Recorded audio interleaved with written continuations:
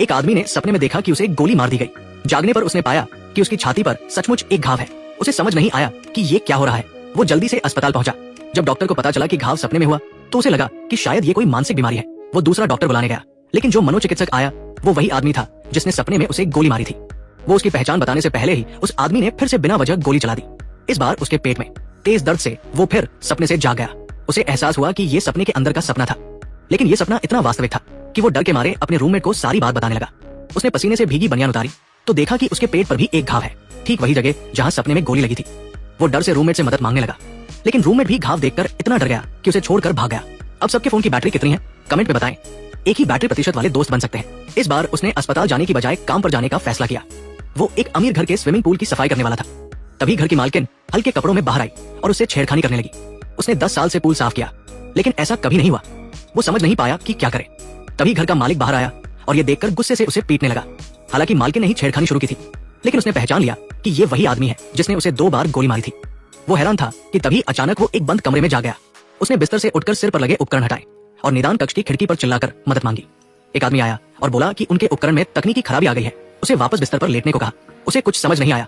उसने पास पड़ा अग्निशामक उठाया और उससे सच पूछने लगा। वो आदमी मजबूरी में कमरे में आया और बोला कि ये विटास कंपनी का प्रयोगशाला है जो सपनों के जरिए उसकी बुरे सपनों की समस्या ठीक कर रही है। उसे शांत करने की कोशिश कर ही रहा था कि वही गोली मारने वाला आदमी फिर आया और बिना वजह गोली चला दी। वो फिर पसीने से तरबतर जा गया।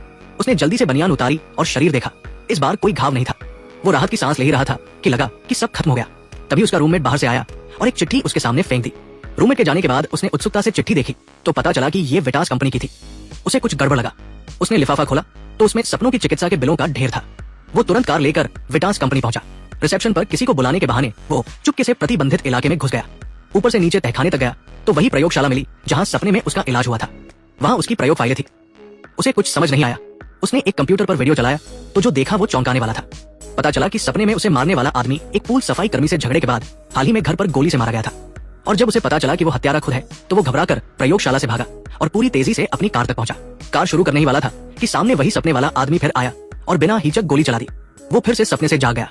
इस बार राहत लेने से पहले ही रूममेट ने बताया कि उसके एक ग्राहक को कल रात गोली मार दी गई और बाहर पुलिस उससे पूछताछ के लिए आई है। उसे लगा कि वो अभी भी सपने में है। वो अपने मुंह पर थप्पड़ मारकर खुद को जगाने की कोशिश करने लगा। तभी पुलिस दरवाजा तोड़कर अंदर घुस आई। उसने देखा कि अगुआ पुलिस वाला वही सपने का आदमी था। वो गिड़गिड़ाने लगा, लेकिन पुलिस ने बिना रुके गोली चला दी। इस बार वो तुरंत नहीं जागा, बल्कि प्रयोगशाला में दर्द सहता रहा। विटास कंपनी ने एक उपकरण बनाया था जो अपराधी की यादों से अहम तत्व निकालकर कंप्यूटर पर अपराध का पूरा दृश्य बनाता है। फिर सपनों में सपने का ड्रामा रचता है जिसमें अपराधी को बार बार गोली से मरना पड़ता है।